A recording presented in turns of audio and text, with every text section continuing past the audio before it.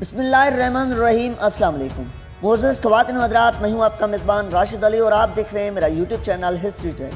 ناظرین، پورنوگرافی عصر حاضر کا ایک ایسا ناسور اور زہر ہے جو مسلم امت کی نئی نسل کے لیے سب سے بڑا قاتل ثابت ہو رہا ہے۔ یہی وہ زہر ہے جس کا ابھی تک کوئی علاج دریافت نہیں ہو سکا۔ لوگوں کے ہنستے بستے گھر اور رویوں کو تباہ و برباد کرنے میں پورنوگرافی کا ایک اہم کردار ہے۔ موجودہ دور میں ہزاروں ایسے فیش ویب سائٹس موجود ہیں جن پر ان گنت فیش اداکار اپنی اداکاری کے جوہر دکھاتے ہیں، لیکن کیا آپ جانتے ہیں کہ بظاہر خوش نظر آنے والے پورن سٹار حقیقت میں کیسی زندگی گزارتے ہیں اور ان کا انجام کس قدر بھیانک اور دردناک ہوتا ہے؟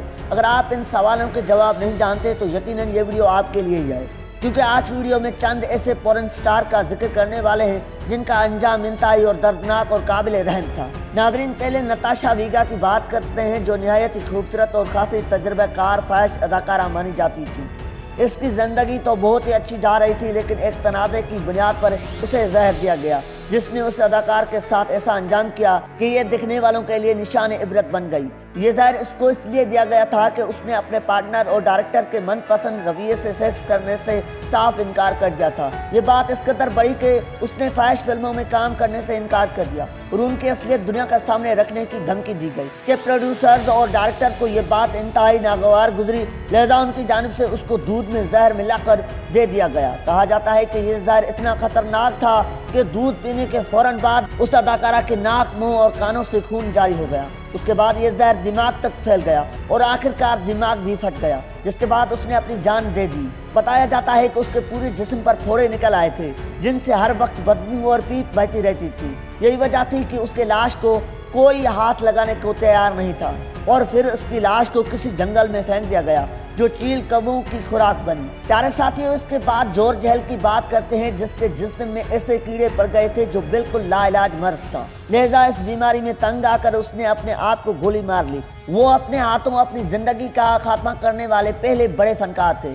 90 کی دہائی میں سے پورن سٹار میں خاصی اہمیت حاصل تھی، لیکن پھر ایک دن اسے کمر میں شدید درد ہوئی۔ اس درد کی وجہ سے اسے کسی ہاسپٹل لے جایا گیا جہاں ڈاکٹرز نے اسے 1 مہینہ بیڈ ریسٹ کا کہا۔ دوستو، ابھی کچھ ہی دن ہوئے تھے کہ اس کے کمر کی درد وہاں سے نکل کر پورے جسم میں پھیل گئی۔ یہ درد اتنی شدید تھی کہ کسی کے ہاتھ لگانے سے بھی تڑپ اٹھتا۔ ڈاکٹرز کے معائنے کے بعد پتا چلا کہ اس کے پورے جسم میں کیڑے پھیل چکے ہیں جس کا کوئی علاج نہیں ہے۔ اس لا علاج مرض میں مبتلا ہونے کے بعد جارج ہر وقت اکیلا پڑا تڑپا رہتا اور کوئی بھی اس کے قریب نہ جاتا۔ یہ کیڑے اس قدر زیادہ ہو چکے تھے کہ اب وہ جسم میں سوراخ کر کے باہر آنے لگے، لہذا اس بھیانک مرض کا نتیجہ یہ ہوا کہ اسے لاوارث چھوڑ دیا گیا اور آخرکار ایک دن اس نے خود کو گولی مار کر اپنی زندگی کا خاتمہ کر لیا۔ دوستو، اسی طرح ہالی ووڈ سیکس سمبل اور پورن فلموں میں کام کرنے والی مینرو وائٹ نہ صرف اپنے زمانے کی خوبصورت ترین اداکارہ تھی بلکہ کئی لوگوں کا خیال ہے کہ اس کے بعد فیش فلموں میں اس سے زیادہ حسین اداکارہ آئی ہی نہیں۔ اپنے عروج کے دور میں ہر پورن ویب سائٹس کے ٹائٹل پر اس کی موجودگی لازم تھی